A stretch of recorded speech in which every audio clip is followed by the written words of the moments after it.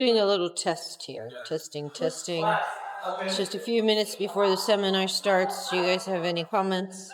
It's very exciting to see everyone showing up and being so excited about it. People are nervous. I'm nervous. It's great. Etienne's nervous. I am.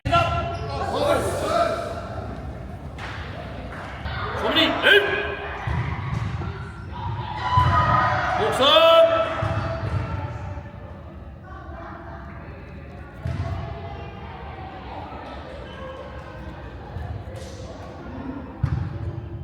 Howdy!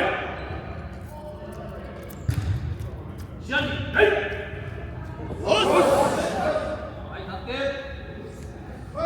Stand up. Very good. Take it off.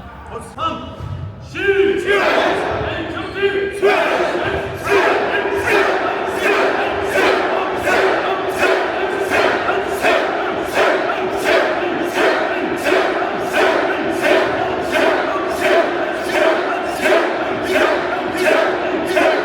Welcome to Nicholas Perez's Mastermind, the theory of the fighter. Today we are going to talk about some different topics, but what I want you to understand is that you are now presented with a most likely once in a lifetime opportunity to build a relationship with me. I have also invited other guests on the Mastermind before, and the same thing. It is about learning and understanding from different champions. Tomorrow we'll have a little chat with Etienne, more so just to show respect, but also because we all have journeys that are worth talking about. On the Mastermind, we have something that for a professional fighter this is, generally speaking, but I want you to understand that a professional fighter and an amateur fighter are essentially the same. Or they should be. They should be because if you want to create a result and you really have a proper goal for something that you want to achieve, you need to train like a professional. Simply because they do it better. They take the time to go through the 15 principles that I've recognized, and they have an overall goal, they have an overall objective, and then they do, one of the things is time management. There's time management and then there's actual management. These are two different things. But then when you time management yourself, you should be able to, even as a full student or a full hired employee in a bank, become something like the K1 world champion as Remy Boyansky was. Ernesto Hoost, who won the K1 World Grand Prix champion 4 times, was working in a facility the whole time he was training and fighting. He never went completely professional. That is because he understands the skills and the 15 principles and applied them to him. This is something I came up with. This might be flawless, it might be an ongoing work of progress, but for now, it's pretty inclusive of everything it takes to understand the back end of what a fighter is. And we're going to go over that after. I'm going to start off with a little bit of talk about where and how I started, because I think it's important that you understand that everybody's point of motivation is different. So I was born in Greece, in a small island called Mykonos. My mom is Danish. My father was American. He was living in Greece and working in a bar. She was traveling. She was very young, very beautiful, and he was very handsome. They fell in love. They got married and had 2 kids. I have an older brother and me. Unfortunately, it didn't really work out the way they were hoping to as a married couple, so they split apart. When I was about 2.5, maybe 3 years old, we moved to Denmark, and I was raised in Denmark until I was 18 years old. In Denmark, I was a happy kid. I consider myself a happy kid. I was a bit chubby, and some of the kids in the neighborhood used to make fun of me because I was chubbier than them. They even had some songs made up and made fun of me. But I didn't really care. I was a happy-going kid, and I was always just taking care of myself. I wasn't really much of a sports player, as in the sense that I tried handball. I don't know if you know handball. Great, because in Japan they have no clue what it is.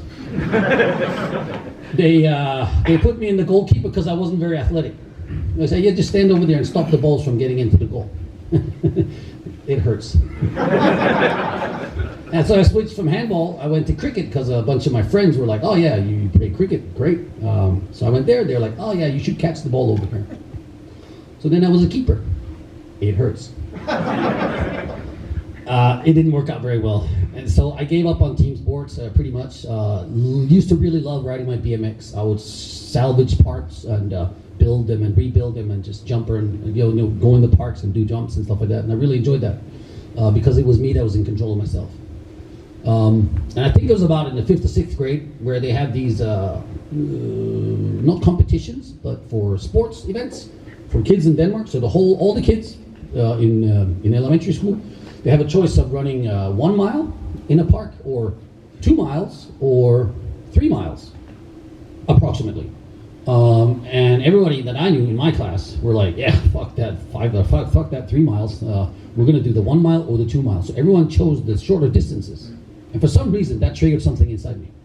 This is probably the first time that I could recognize that I was different from a lot of the other kids.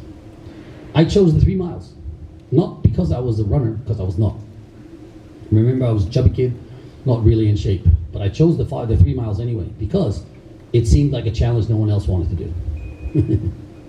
Of course, I finished it eventually, with a red face and puffy and huffy and really tired. But I felt that accomplished something. Because it was a choice I'd made, and I'd done it, and I set myself out to do it, and I did actually run the whole thing. I never walked, which was, for me, the most biggest accomplishment out of that thing.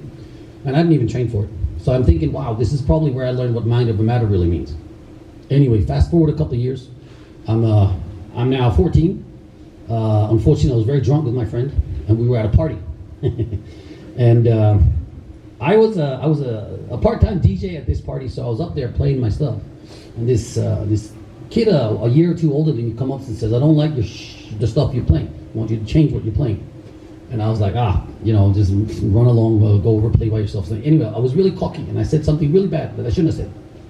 Like, all the X-rated stuff that we don't want to say here. We've got children in here. Anyway, this guy turned out to be a street fighter. And I was like, I'd never fought in the street, except for with my brother, but that's not a street fight. That's just you getting your ass kicked by your brother. So this complete stranger, after the party was finished and they threw us all out, I wanted to ride my bicycle home for some reason. We were very intoxicated. We didn't really think very well. So I'm down here unlocking my bicycle, and the next thing I see is this foot coming like this, kicking me in the head. Bam! The guy starts hitting me and beating me up and stomping him and everything. And I don't know if you've ever been in a situation where you have absolutely no idea what you're going to do or how you're going to get out of it. But my body took control of me before I even knew what my mind was thinking. And I bolted. I sprinted away. I ran as fast as I could. And there was a massive street with cars going back and forth. And I didn't give a shit. I just ran right through the traffic. And I sprinted over and I kept running as long as I could. And I jumped over the fence and I hid inside someone's garden. And I was lying there in the snow and I was just scared like this. Not so much from the running, but from the scaredness. My heart was pounding so fast. And I was trying to control my breathing. I was trying to control it. I swear. I was like, what if he can hear me?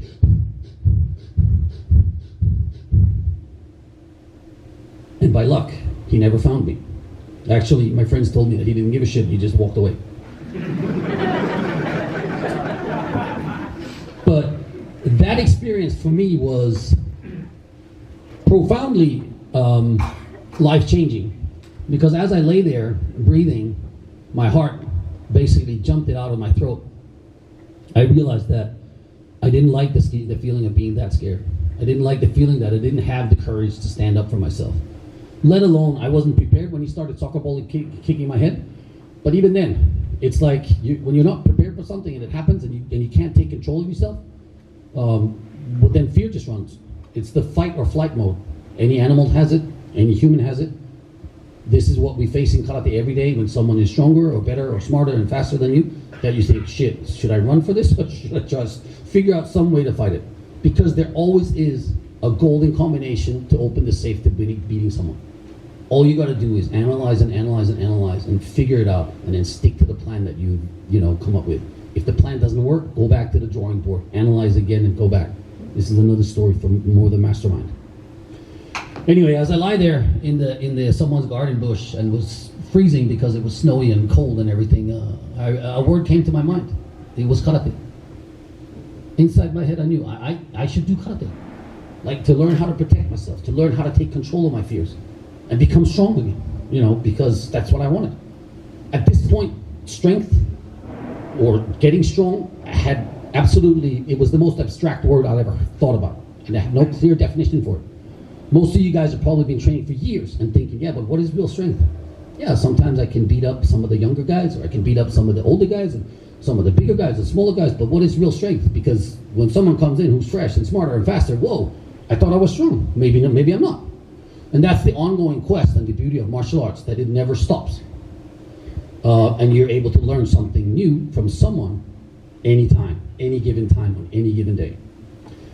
So I went out to my friends and they're like, oh, he's gone now, it's okay, you know, I got a big black eye. The next day I changed schools, and the first day I walked in with this black eye, and they all like completely like just judged me and thought I was a massive street fighter. So I was just known as this wild kid that came into the new class.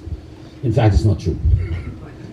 But on 1988, in January the 11th, I had a friend of my older brother's who gave me a dogi, take me to a dojo in Copenhagen called the Danske Art School, which was the headquarters for Kyokushin at the time. And I signed up for a membership. I absolutely loved it. The first time I put on a dogi, I was like, yeah, this is exactly what I've been waiting for. I remember my very first class in karate. And I was doing bigger kiai and bigger os and being more enthusiastic than anyone else. And for some reason, I cannot explain why, the techniques came easy to me. It was simple. They made sense, even the difficult ones. So I became very good very fast, but in that very first class, the sensei said, where have you been training? And I was like, I've never trained before, it's my first class today. And he was like, oh, wow, interesting. So fast forward 6 months, I'd lost 12, 14 kilos. I got super skinny, which also builds confidence. Suddenly the kids in the neighborhood, they're like, oh yeah, he's doing karate now. He's like fucking getting wild. You know? He's gotten all skinny, he gotten all fit, you know. It was so inspirational that my fat older brother started Muay Thai. And like also within 6 months had lost 20 kilos and he was fat. I can laugh at it now, and we can laugh at it now, because when you look at him now, he looks like the Wolverine. I kid you not, he's completely shredded, and he's been shredded for the last 30 years. I don't know what happened, but he just went military mode. Which is great. I'm happy to be able to inspire my older brother. But yeah, I got all skinny, I got all super fit, and I trained a lot. I think it took me about a year before the sensei in Denmark asked me to teach kids classes in exchange for a membership, and I was like, yeah. Because at that time, my grades in school had gone really down because I was always doing karate. My mom got pissed off and she threatened to not pay for my tuition fee anymore. And I was like, Mom, it's okay, I can pay for it myself. So anyway, she was still a bit upset with my grades, and so I decided to take control of my hands. Again, this comes back to time management. Like, how much time do you have that you can dedicate to it, and what are you going to do about it? There, number 8. And so I figured out a system. I had a part-time job in the afternoon where I had to walk a dog and go to the grocery store for this old lady, and then come back and she would pay me pretty good cash for it, so I was happy for it. But before that, if I got out of school as soon as possible, got on my bicycle, jumped down, went to the library where it's real quiet, open up the books, power study for like half an hour, 45 minutes maybe, finish the homework, then go walk the dog, and then go straight to the dojo. That was my time management. It worked out really well. In the second year of doing that, my grades went back up where they should be, and then my mom was also not complaining. And I thought it was pretty cool that I had like this management time thing going on, because you're on autopilot when you do these things. I also started incorporating running in the morning because, you know, I was too busy to put in a karate class, weight training, and then running in the evening, so I'd get up early. Why not? Get up early. There was a park right across the street from where I lived. I'd run the park, go back, eat some quick breakfast, get on my bicycle, go to school. So now then, you know, you start building around what are the things that you have to do and the things that you like doing. It's great. This went on for about 2.5 years, and then a senpai of mine said, hey man, you like those uchideshi in Japan? And I was like, the what? And he goes, yeah, Sosai has these uchideshi guys that live there at the dojo. They lived there for like 3 years, and they all train all day long. He had no idea what they were doing, by the way. And then, you know, and there's no foreigner who's ever graduated. And I was like, excuse me? And I looked over on the wall where Sosai's 2 black and white photos were. And I just looked back and I said, you telling me he's alive? And no foreigner has ever finished his special program that he has. I was mind blown. I was like, I'm going to do this. Remember, I think I can do things other people can't do. It came from the run, and the 5 kilometer run that I did. I had convinced myself that I could do this. So I went back to my mom and said, Mom, I'm quitting school because I got to go to Japan and become uchideshi. My mom worked for many, many years as a student advisor for a high school, college people, and advising them what to do for their education and what kind of career they could go into. So when I go to her and say, yeah, I'm quitting school, she was not so happy. But it wasn't just her, it was also my sensei in Denmark I had to convince. So I went to my sensei in Denmark, she had on bird of boots, and I said, I want to be uchideshi. And he laughed at me and said, no, I don't. But this is generally the reaction people do overseas. A, because this is before the internet. B, because no one really knows what they do. And C, because the foreigners in Hombu were not considered friendlies, if you want to use a military term. They're the hostiles. You walk in at Hombu and they're going to try and beat the shit out of you. They're going to try and get rid of you. It's just the way they are. It's not racism. It's a karate thing. So anyway, he said, okay, I'll have a look at you over the next 3 months and see how you're doing. At this time, I was so integrated in the dojo. I was running the kids' classes. I was also sometimes teaching the juniors' classes. I was training. I used to go and borrow the keys so I could get in the weekends when it was closed and still train with my friend. I was training all the time, so I knew I was going to crush this. Then I had to convince my mom, and actually it wasn't so bad. She's like, yeah, we could look at this. She was open-minded to it eventually. She's like, okay, let's have you start saving up some money because it's going to cost money to go there. And I want you to ask your sensei or your shion what it costs to be uchideshi. And so he was like, yeah, I think it's free. Anyway, I ended up quitting high school when I got the acceptance letter from Sosai on the same day that we went on a summer camp, kind of a camp like this, with Sensei Michael Thompson from England, a fantastic fighter and a fantastic sensei. I opened up the letter and it was just like, wow, it was mind blowing. I took the letter out and like really with a paper knife, like opened it up so it wouldn't like damage the actual letter. And I took it out and my hands were all shaky. I was like, oh shit. So you have been accepted as an uchideshi. You may come by by March 1991. Oyama Sosai with his signature on it. And I was just like, fuck.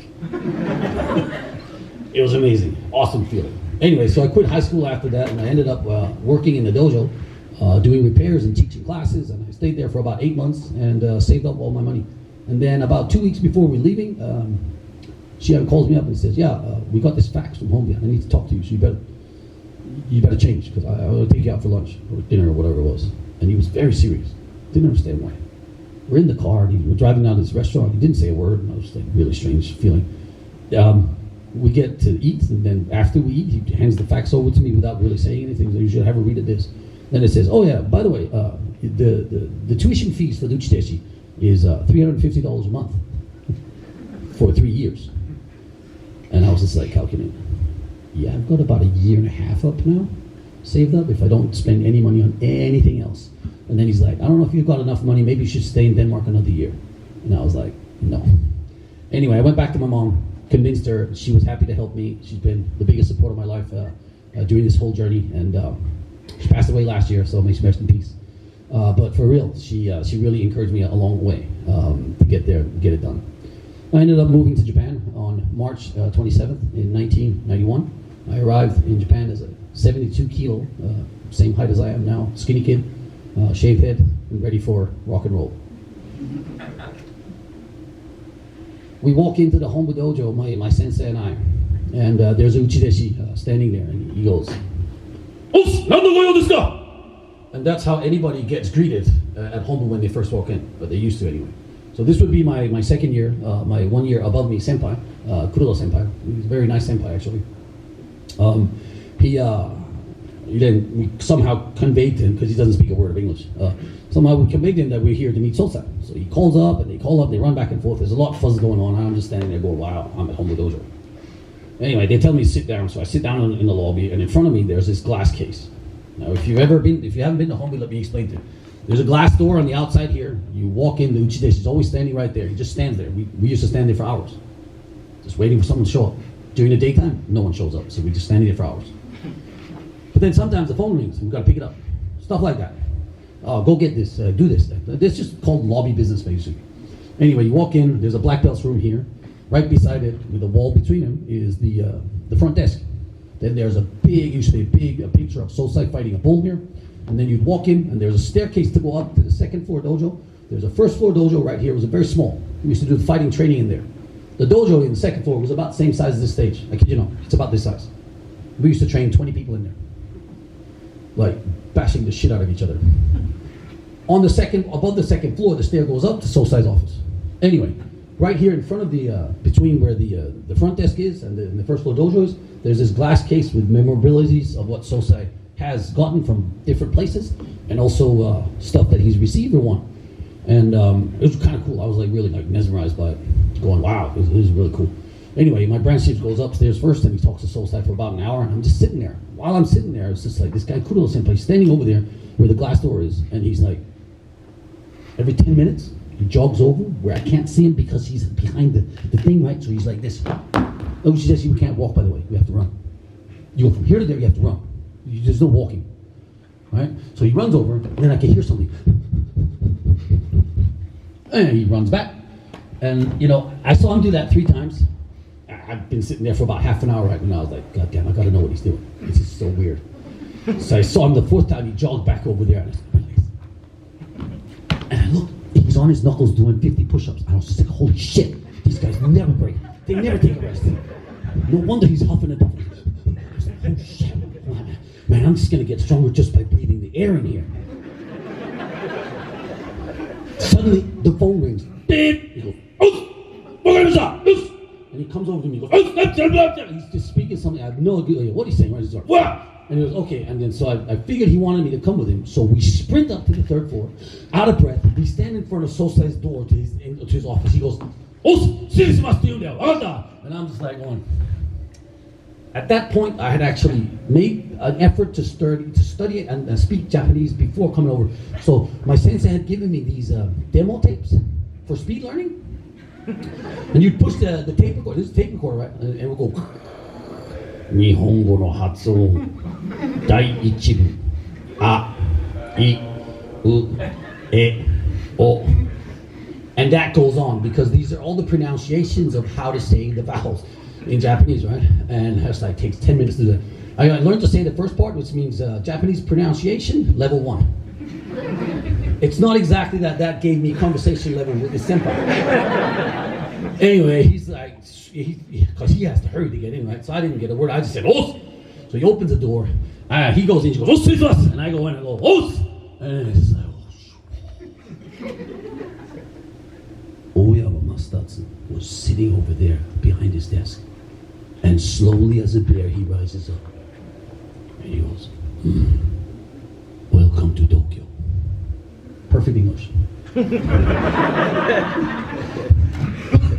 And I was in shock, awe. It was absolutely mind-blowing. It was exhilarating. It was like if you saw all the girls when the Beatles first arrived in Japan and they all passed and fainted.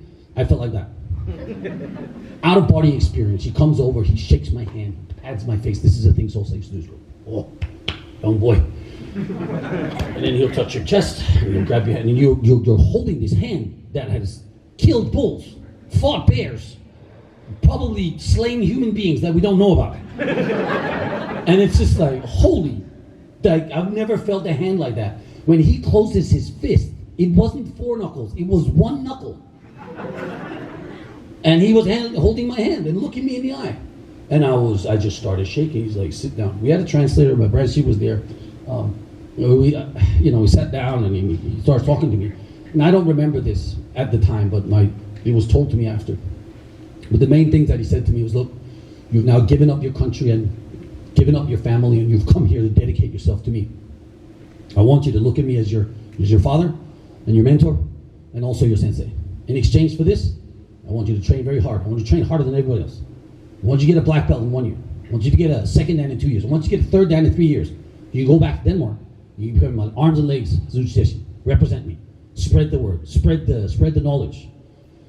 And I was just like, oh, I said oh to all of it.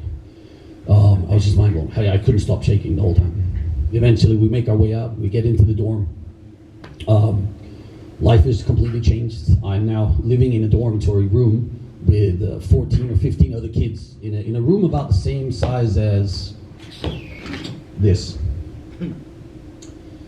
And that means during the daytime we can't take the futons out. So I had a room in Denmark which was about this big.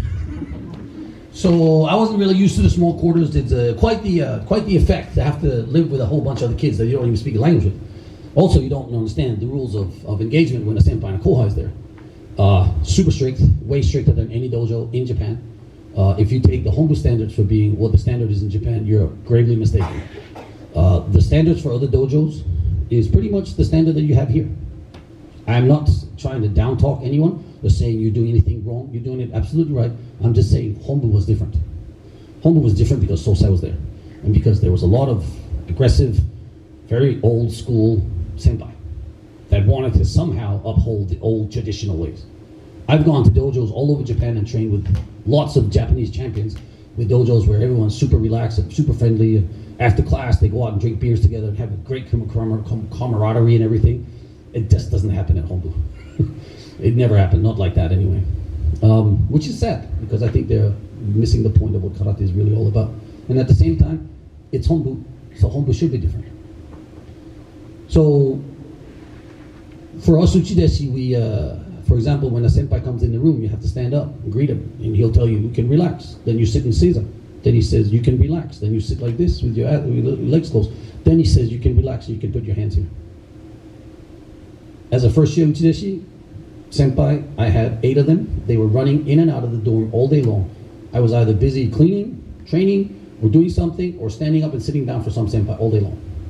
It was very tiring. A normal day in Uchideshi life, it's like you wake up at 5:30, and morning training starts from 6 a.m. We'd used to run between 3 and 5 kilometers, come back, do 10 minutes jump rope, then do 5 sets of 50 push-ups, 5 sets of 50 squats, and on the concrete outside. So we got really good, strong, conditioned knuckles from it. Then we'd go back inside the little dojo. We'd do 250 sit-ups, stand a little bit on our heads. Then we had 2 minutes to take a shower and run back to the dorm and get ready for singing the song before breakfast starts.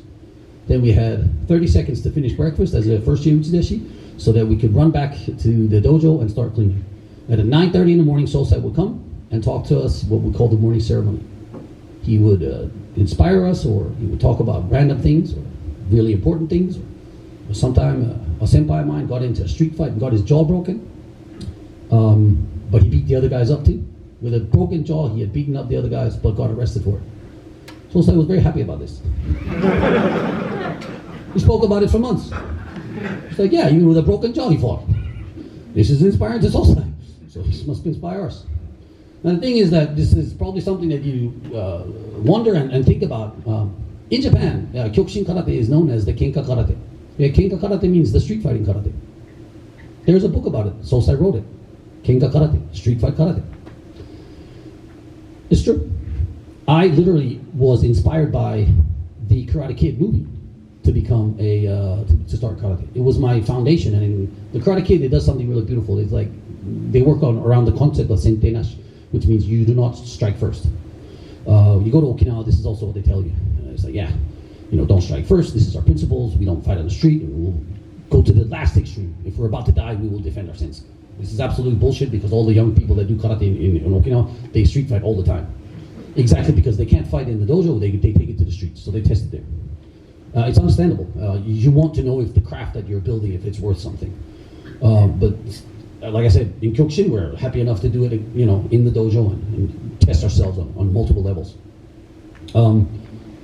But I literally felt like within the first couple of months, we were sitting and having Uchideshi dinner every Saturday from 7 o'clock with Sosai. He would come and eat with us in the dorm. It was a horrendous experience. I might go a little bit into details after, but one of the things he said was, if you ever find yourself in a street fight and you're arguing for more than 30 seconds, you're probably going to lose this street fight. So make sure you hit him first, and then you either run away so the cops don't catch you, or you wait for him to wake up, and then I'm sure he will listen to reason. So I realized very early on I had walked straight into Cobra Kai. You are in Cobra Kai. Okay? Just don't freak out about it. It's fine. And yeah, so those dinners, for example, they were quite horrendous. The first time I had soul-size dinner, they said, we have this chicken soup. They got big bowls of that we need to use to fill up with the chicken soup. It's got all vegetables. It's kind of like what the chanko, with the sumo wrestlers eat every day. And then we had rice bowls. We had to have like what they call yamamori. So it's not just flat. It's like you have to put like a little mountain of rice on top of it. And my senpai said you have to eat 3 bowls of the yamamori rice and 3 bowls of the soup. Then there's a deep fried porklet. We also have to eat. Then there was a fish, and then there was a mountain of cabbage. We had to eat all this. And so I thought it was a competition. I like to win. So I was like, yeah, this is it. I skipped lunch that day because I wanted to be hungry. And we had trained in the afternoon. On Saturdays, there's a class that Sosai teaches. It goes from 1 o'clock to 3 o'clock, which was a Hoshukai, which is a class that anyone from any branch all over the world could come and join. So it was always packed. There was like 40, 45 people in a tiny little dojo. But it worked out very well. So anyway, he comes over, sit down. It's like, itadakimasu, right? I'm way back at the bottom here. And then, so the first years, the second years, and the third years, and then, the sensei or whatever, and then Sosai sits at the end. So I'm like the last guy sitting down there. World War, post Second World War time, so he's understands hard times of not having food. So for him, it was very important that the Uchideshi eat a lot. He wanted us to eat a lot, get bigger, get stronger. So he's sitting there, and he goes, Oi, Da Costa. My name is not Da Costa, but there was a really famous Nicholas Da Costa from England who fought in the World Tournament. And Sosai knew Nicholas Da Costa, so he called me Da Costa for the first 6 months I was in Japan. So he goes, oh, it's Da Costa. And I'm like, I had no idea he was talking to me. I was just like, yes, I won. I was sitting there being all excited about it, right? And then my senpai kicks me under the table. He's talking to you. I was like, oof! And I stand up and I was like, oof! I'm scared shitless because I'm not sure what's going on here, right? And then Sosai goes, do-shanda. And clearly there's no comment. There's no conversation going on here, right? I don't know what he's expecting. I finished my 3 bowls. I couldn't explain that to him. I was like, I'm done, right? I ate everything my senpai told me to. And then he just goes, "Okawari shinasai," and that means take some more. So my senpai stands up with a big smile on his face. He grabs my bowl. He fills it up with another, mountain of rice and fills it up with, all this stuff. And then Sosai sends down his pork chop for me, so I get an extra pork chop. And I was just like, oh. Itadakimasu is the word that you learn very fast in Japan. It means, yes, we're blessed for getting this food. And so I ended up being the last one finishing eating, and I could barely finish it. We have stories of uchideshi that actually throw up on the table, and then they clean it up, and then they start eating again. Yeah, it's true. And so we clear up the table, and then out comes the watermelon. And they're massive watermelons, right? And we have to eat everything, right? So the senpai eat a little bit and they eat them slowly, right? Because they're expecting you to take your second bite. And so, I'm just taking one bite, and then my senpai puts another bite on my plate, and there's another bite. But that's like drinking water, right? And at that time, my stomach is so full, I'm bursting. I'm trying to shift my belt down because it's like this, right? Remember, I'm only 72 kilos. I can't eat that much food. And somehow I got through it. And then Sosai starts the conversation he does every week. He asks randomly around the table, Da Costa, Us! And he goes, Ima taiju nan kilo da? So how heavy are you? And so my senpai says, you, waito. It's fairly good communication here. You, waito? 72 kilos? So he said, and then Sosai goes, Haita toki wa nan kilo da? So how heavy were you when you got here? And you waito, start. And I'm like, 72 kilos? And he said, ato 5 kilo futori nasai. He said, you must gain 5 kilos. He was right. I was too skinny, way too skinny. So I was like, os. And that, basically, if Sosai tells you to do something, you do it. Not just because you want to, but because you want his blessing, you want his affection and his attention, and you want to somehow walk in the light of Sosai and breathe the energy that he gives you. And you really did get stronger just by being in the same room, because your whole switched on engine was at a different level. And when you get to the next level, then it's like, yeah, now you want to be recognized for it. So you really do everything. So I eat a lot. I doubled up on my portions of food, and whatever food there was to find in the dorm that I could during the afternoons or evenings, or if there were any leftovers, it was just like grab for whatever you can eat. So any chance there was to eat, I would eat something, and fair enough, 3-4 months later, I gained 5 kilos. Same scenario, eat all the food. By this time, it had become a weekly thing that Sosai would give me his pork chops. So I had to eat 2 pork chops every week. He was really having high hopes for me, I think. So he asked me again, so, at this time I spoke a little bit of Japanese. So I could say, Os, how heavy are you now? Again, I was proud to say, I'm 77 kilos now. He looked at me and says, how heavy were you when you got here? I said, 72 kilos. And he's like, whoa, easy. He's like, that's good, but 5 kilos more. I'm going to fast forward this story here. So 3 years later, we're having dinner with Sosai. It's the last dinner I had with him in the dorm. And we finish off. I was up sitting beside Sosai eating. By this time, he was giving his pork chop to someone else down there. So I was just happy to sit beside Sosai. I was big. I'd fought in the Old Japan for the first time. I fought Tamada Yoshihiro in the first round. I kicked him on the knee and I smashed my shin. I'd actually broken the small bone here. So I wasn't really working out at this time, not because I had a broken bone, clearly. I was working out. I was doing weight training and eating a lot, trying to gain some weight because you told me to gain another 5 kilos. So I was doing pretty good. So by the time we finished dinner, we walk outside, and at this time I'm the senpai, so I get to stand there and give him the shoehorn. So he looks at me, goes, puts his shoe on, gives me back the shoehorn. Kimi, でかくなったね。今体重何キロ? Imagine what he says. He goes, wow, you got really big. What's your weight now? So I go, I was really proud, right? おっす、102キロです。I'm 102 kilos.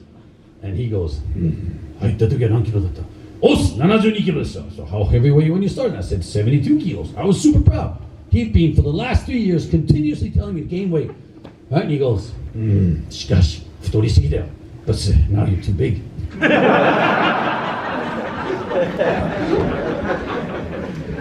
It was true. It was true. But things do tend to smooth out the way they were supposed to be. I did go from a lightweight to a heavyweight in 3 years. But once I started training properly again, my weight dropped down to about 95, 94, 96, somewhere there. It was lingering between 94 and 96. And when I was fighting in karate, that was my weight. Sosai passes away right after the graduation. He came in from the hospital to be at the graduation, which was the first time we had seen him in months. He was very sick at the end of it. We didn't exactly know what was going on there. It was very sad. But I was at the time running the Uchideshi training class and also running the Sosai class on Saturdays. And on Sundays and Fridays, which had Sosai classes, there were some of the older black belts that would take over those. But for the Uchideshi training class, I ran that for many years at Hombu, simply because I was Sosai's last and also the highest qualified coach to do it, or sensei to do it. I did get some quite cool accomplishments during that time. The first year I did get my black belt. The second year I did get my second Dan black belt. I was going to finish off with a third Dan, but I had broken my leg in the Old Japan tournament, and I didn't think a 30-man kumite a couple of months after that would be the smartest thing to do. So I skipped that one and took it a couple of years later. I could probably have gone through it, but I didn't want to risk it. Again, that comes back to time management and planning and strategic things when you're actually a fighter. Is it worth taking a risk or is it not worth it? You have to be able to make that call all by yourself. So yeah, he passes away, and it was like losing a father, a sensei, and in some sense, I feel like it was losing.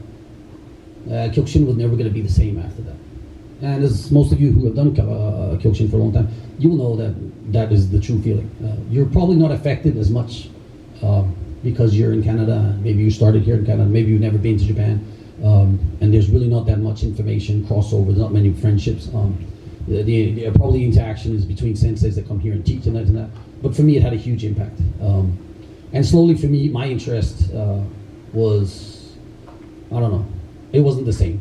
It wasn't the same being like one of the top guys in the Hombu Dojo without the top there. But I stayed because I still feel like I owed it to Sosai. And in 1995, the year after Sosai passed away, I was able to become European heavyweight champion in qualifying for the World Championships. And there I fought, and I placed 5th in the world. And I thought that was quite the accomplishment. At that time, I was actually kind of in a turmoil in my mind, thinking, okay, what should I do? What should I do? Training, blah, blah, blah. Kept going on. 96 was not a very good year for me. I was kind of lost for emotion, kind of just going through the things. And I fought in the All Japan, and it wasn't a good result. There was a lot of All Japan tournaments that really broke my heart, but I think the one in 96 was probably the one that was the worst. Yeah. I've done a YouTube video about that one where I kind of comment on it. It's against Okamoto Toru. We go for a lot of extensions, and I don't feel that it was fair what happened. But then again, I could have been stronger and knocked him out, and it would have been a better fight. It's just not that easy. And then K1 starts. Francisco Filio decides to go to K1. And suddenly that opened up for a whole new pathway. Of course, I'd been following K1 for many years at that point. I was a huge fan of Andy Hugo. I was such a fan of Andy Hugo, I used to have a poster of him doing an axe kick above my bed. So I'd fall asleep looking for that. That's the kind of fan I was. But anyway, that's fast forwarding a lot. I thought I would I thought I would go through the first couple of stories about me with you guys to build a relationship so you have an understanding of who I am and why I do a lot of the things I do. I'm just checking the time. I'm very confused for the time. Okay. Not so good. I want more time. At this point, is there anyone who has any questions about the karate time or the karate things that I spoke about, or if there's anything else you've heard stories about that you want to ask? Yes? Sorry for my bad English. It's great. Sounds like mine. These adventures, did you have to deal with a lot of stress and anxiety? But it was like all good for you. You know you do it and that's it. You have to you will deal with nausea, stress, something like that. Yeah. Did you have to deal with this? No nausea, a lot of injuries, a lot of stress, a lot of fear. I'll tell you a story about the first time I fought, the first time I sparred in Honbu. So I was a brown belt in Denmark, but then when I went to Japan, my sensei told me, you got to start over as a white belt. Because your other Japanese peers, they start as white belt, so you're going to start as a white belt too. And I was like, well, it's no problem. I didn't have a problem with that at all. The first time I did a class at Honbu, I was in line with all the other white belts, and remember, I was super flexible, not like now. I have 2 replaced hips, by the way, so that's why I'm trying not to kick too high. And we're doing a uchimashi, like this, right? The dojo's not very big, so he's kicking beside me. He's doing the wrong kick, because he's a white belt. He doesn't know we're doing uchimashi. He's doing sotomashi. So our feet clash. I break my first toe. This is the week after coming to Japan. Like the opening ceremony for us as uchideshi, I'm on crutches. Then I recovered from that, maybe a month or so. It was very quickly recovering back in those days when you're young. I go to the sambu. Basically, there were classes from 10 o'clock to 12 o'clock in the morning, from 4 o'clock to 6 o'clock, and from 7 to 9. There were 2-hour classes back in the day. So I get up into the last class because I knew all the black belts would come. And you want to spar the black belts. Now the black belts, they would roll in either after the Kihon was finished or in the middle of the Ido Geiko. And then they would spar everybody. So they were basically only sparring. This is something I want you guys to remember because this comes back to training planning. Somewhere there, number 10. And understanding that play sports is super important, and you don't always, once you've acquired a certain level of skill, you don't always have to do everything to stay strong and fit and actually get better. But so I sparred, and then I get up against Sugimura Senpai, who had been away from the dojo for 2 years and done powerlifting. So at that time, he was 95 kilos, Japanese guy, almost the same height as me, and he's back squatting, I think, 250 kilos, bench pressing 160 kilos. But he had literally taken 2 years to go to strength training just for that. Well, he comes back and he's destroying everybody, knocking everyone out. I get to face him. I did the mistake of kicking him in the head. I'm a white belt at Honbu. I kicked the big dog basically in the head, and he got pissed, right? Really pissed. So he starts bashing the shit out of me. He kicks me with a middle kick, dash, right on the rib. I drop as a sack of potatoes basically. He broke in my rib, and I couldn't breathe. I've never experienced that ever before that, and I was just like, gasping for breath, and then he comes over and he goes like this, Mighty Master Tilda, and he starts stomping on me. So I'm lying there, fucking, I can't breathe. There's shit going on. He's trying to stomp me in the face. My hands are like this. I'm curled up in the corner, and I'm just trying to go, what is this? Like this. Right? That's all I said. This was the standard. It's not because I was a foreigner, but because I kicked him in the head. So he has to show that he has to just prove himself. So they ended up pulling me and dragging me out. So you can imagine the kind of fear you go through after that, when you have to go back to that same class and face that same senpai who basically stomped you in the head a couple of months ago. And then there was always the fear of your senpais, because outside the dojo, you never had a chance to like hit it back. At least if you're in sparring or in your class, you could prove yourself in front of everybody by having better technique and showing off more. But the fear of sparring someone, it never went away. That same senpai ended up creating a fighting class on Mondays and Wednesdays night, where we would train for about 4 hours. And the first 2 years, Judd Reed was there for me. He was my senpai. So we trained together a lot. We sparred, and we got really good. And then he had his team, and they wouldn't allow us to use their pads or anything. And when Judd graduated, it was just me. And this same guy that we used to call the Razorback. Do you know what a Razorback is? It's a wild boar in the outskirts of Australia. It's a very big pig with big tusks. It is a very fierce animal, and we used to call him the Razorback because he used to just beat up everybody, and we were all scared of him. He was really, really fucking strong. And I hadn't sparred him for like more than a year, I think. He comes in to the dormitory. I'm now a third year Uchideshi. I'm about 92 kilos at this time. I gained a lot of weight, gotten a lot stronger. I'd actually won a tournament in Shizuoka, a small local tournament. Knocked everybody out and won it. It's great. I was on the rise. In the All Japan tournament that year, I'd gone to the third round, and all the people from his team were either in the first or second round. They didn't make it. So I'd gone further in the All Japan than any of his team. So he would kind of recognize that, as much as he hated me, or as much as he despised the fact that I was better than him, he knew that he needed me to make his team stronger. So he came in and he says, "I want you to join the team," with a smile on his face. And I just thought, oh my God. As an out-of-body experience, I hear myself saying, "Os, I would like to." And so I did join the team. And this was really a big turning point, not just for me, but also for all the other black belts, because it got us to see an insight of how differently we approach our training and training methods. But the first time we trained, it was a sparring session, and I think round 8 or 9, I ended up in front of him, and it was war, like war. It was full on, and we didn't stop. We kept going. The guy goes, "Jikan this, it's time, it's 2 minutes is up," and we didn't stop. We kept going, because we wanted to know who was better. And then, at one point, there was this like natural break in the fight, and we kind of take a step back from each other. Everyone else had stopped fighting. They're just standing there looking at us. And then he looks at me, he goes, and after that, we became friends. After that, everyone actually became really super friendly to me. I was accepted as one of them. And probably after that, that's why the whole Japanese culture has accepted me and eventually named me the Blue-Eyed Samurai, which is quite the honor. So yeah, there was a lot to learn there. Is there any other questions? Yeah.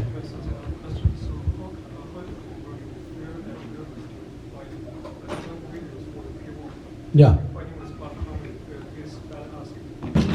Yeah. Mm.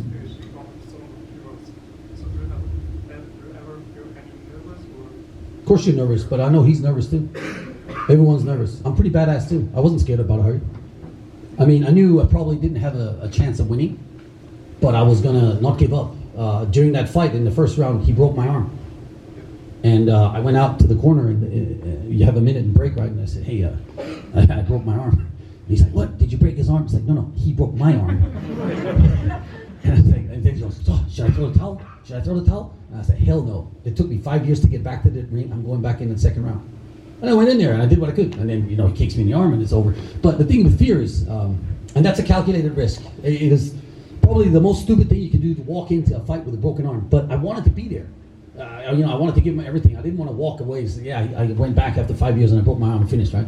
So you fight until the end, until you can't do anymore, which is okay. But fear is a different thing. Fear you have to train. You have to look mental health, mental training. There are two different things there. This is something that you have to hone. It's a skill that you can learn. It's like learning how to do a mashigiri or learning how to understand how you counter punch someone. But also with mental fear. But that means you need to do drills, you need to practice, you need to do all these different things that actually lead you into to being able to control those fears. Well, like I said, the first story I told you guys when I ran away, that was my point of no return. I have a specific moment in my life that I'd never ever want to go back to. And every time I feel or find myself in a situation where, oh, this is probably not going to work out so well, I know that point, and I know that I don't want to turn my back, and then you just go forward, no matter what the cost is. Then it's preparation, it is training, it is dedication to what you've done for so many years. It is understanding the hardships that you go through. It is then, finding yourself and creating yourself in hard times and hard situations that you have to deal with. Some people can grow immensely from walking over burning coal. Some people will do a bungee jump and they will come back a different person. Some people will do a skydive and just come back and go, fuck, life is so much bigger than what I've done now. So understanding where your fear is and understanding how the body reacts when you're scared is the time to be extra cautious. I actually used to fight better when I had injuries, because if you have a little bit of an injury, then you're scared of getting more hurt. So you are more attuned to what's going on. I had a tear in my groin, a kind of a hernia, but it wasn't a full-blown hernia at that point when I fought in the 2001 K1 Grand Prix Japan Championships. And I fought 3 guys. In the end, I fought Musashi. We went one extra extension, and I ended up knocking him down and winning the championships, which was amazing. It was probably the best day of my life, or one of the best days of my life. At the end of it, in tribute to Andy Hoog, who had passed away, I wanted to do the 4 axe kicks from 4 sides. And of course I did this. But I remember very vividly, after fighting a full tournament and then doing 4 axe kicks, each axe kick I pulled up hurt like hell. But I think because I had that fear of getting more injured, my mind was such in sharp like over mode in the zone that I was able to fight really well and not get into what we learned today downstairs. Don't get ahead of yourself. Don't get too excited. You have to be in calm so that you can work better and more efficiently. Okay? Don't rush things. So, yeah. Yes? You were talking about the early days in Denmark when you were training and saying that you built a time plan for yourself. Yes. You came almost as an autopilot. I would imagine that you face almost the same situation in Japan. How are you managing the surprises? For example, the discomfort, the special occasions. How would you manage your plan accordingly? What was your technique to approach that? Oh, it comes down to training systems. I would, like I said, in weightlifting, we have something called time on attention, which is the time spent on retention, which is the time spent, how long you're actually with a barbell on your back, or how long it takes to lift it. The longer the time on attention you spend, the stronger the body has to adapt to react to that load. And the same thing with your mind. If you create a situation where you're super stressful and condition yourself to deal with that, then slowly over time you understand where you're able to push and where you're not able to push. Then it also comes down to the condition of the day. There are days where it's important to push and days where you probably shouldn't push as much.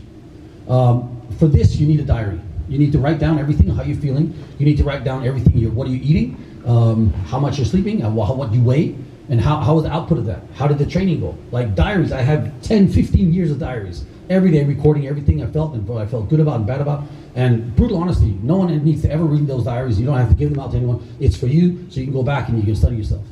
But for example, a simple exercise is what they call motodachi, which we have 6 opponents for 30 seconds each, for 3-minute rounds. They're completely fresh. They come in and they try and fight you as hard as you can. You put extra protection on so you don't get hurt. They also have extra protection on, but they're trying to beat the shit out of you. And you have to fight every 30 seconds. A new guy, bam, bam, bam. By the end of it, because they're beating the shit out of you, you learn to kind of weather the storm. You figure out that there are skills and there's a there's a way to not get hurt in that situation, and also try and find out how you can get the best point score. But it's about dealing with that mental stress of it. I learned this in a dojo where Tamada Yoshihiro used to train in the Sangenja area. Yeah, that what is that? It's Nantoka branch, Josai Shibu. Yeah, Josai Shibu. And that's the only kind of sparring they did. They never did rounds with the same partner. They always exchange the partners every time, every 30 seconds. And they had tons of champions. Yeah. But fear and stress is a part of natural life. For this, I would like to introduce mental training. I'm hoping we could probably do a mental training session today at the end of the fighting class. It only takes 5-6 minutes, which we will cool down with at the end of it. And then you will go through some mental training. Is exactly that. It is creating an environment inside your mind where you have a fortress of a person or a personality inside yourself that is the best version of yourself. So, for example, I used to very, very religiously do it every day, and specifically also after fighting training, I would have my whole team lie down on the floor, turn off the lights, and then play some kind of meditational music. And then I'd say, well, the mental drill basically is that you learn how to relax your full body. It goes from the head down to your shoulders, down to your elbows, down to your hands. It goes down to your chest. It goes down to your pelvis, your legs, your knees, your ankles, your toes. And then you find yourself in this mental state where you're now floating. You envision yourself. In you guys' cases, I would imagine it would be some kind of fighting arena where, for me, it was Tokyo Taikan, which is the Tokyo Stadium where we used to fight for the All Japan and the World Tournaments. I knew the stadium very well, so I knew where I would always be warm up, and I knew the feeling of the floor, I knew the smell of the air, I knew how the echo was in there. I knew, I knew how it sounded like when someone would call you in. I knew the adrenaline. I knew the excitement. I knew how it was to be in front of the crowd. I knew how it was to be called in and walking up on the mat, greeting it, standing in front, and then bow to the front, bow to the sensei, bow to your opponent, and then hajime. And then imagining some opponent that you have to fight. And he's good at something. He's either bigger, smaller, greener, whatever it is he is. And then fighting this guy, but being the best version of yourself. Seeing the best outcome of that. Doing a mental drill where you feel, yeah, he hit me low kick, but it's good because I counter kick. So you see all these drills, all from the sparring that you used to do. And then somehow, you know when you're fighting someone if you won or not.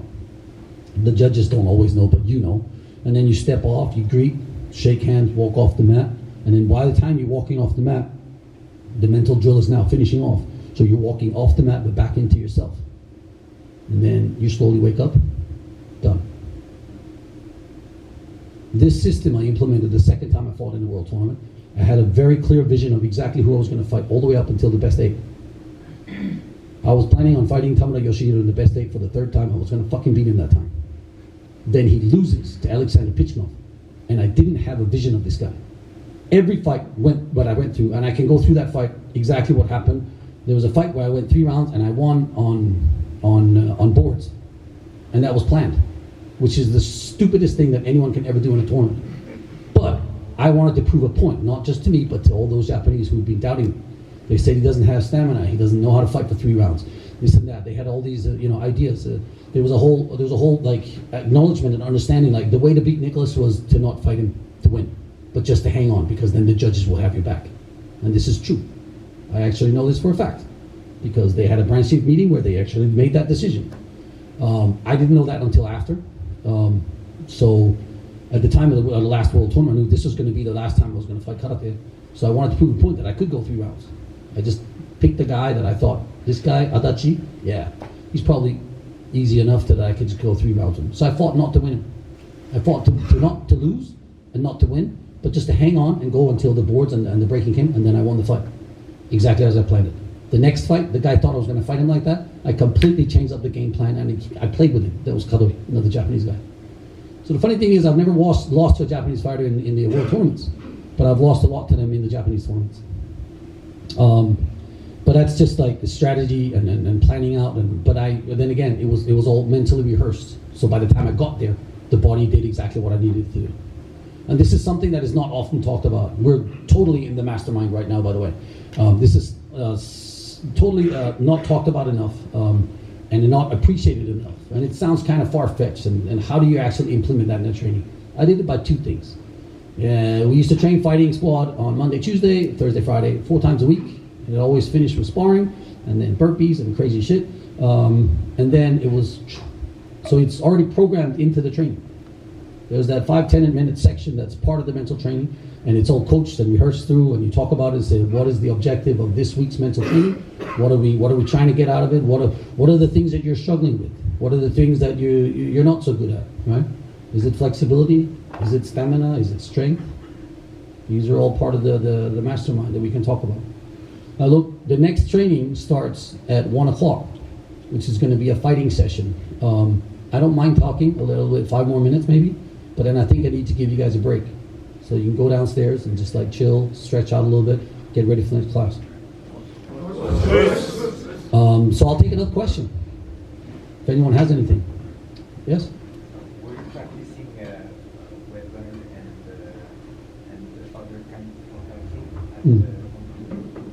No, not at Home Dojo. There was no weapon training that I ever saw. I think they had a class on Wednesday night, which was for the elder people, and I think they practiced some sticks and stuff like that. But I never joined that class. We were never taught it. But by the time I got to Japan, I was Bruce Lee good with a nunchaku. I built one for myself and just.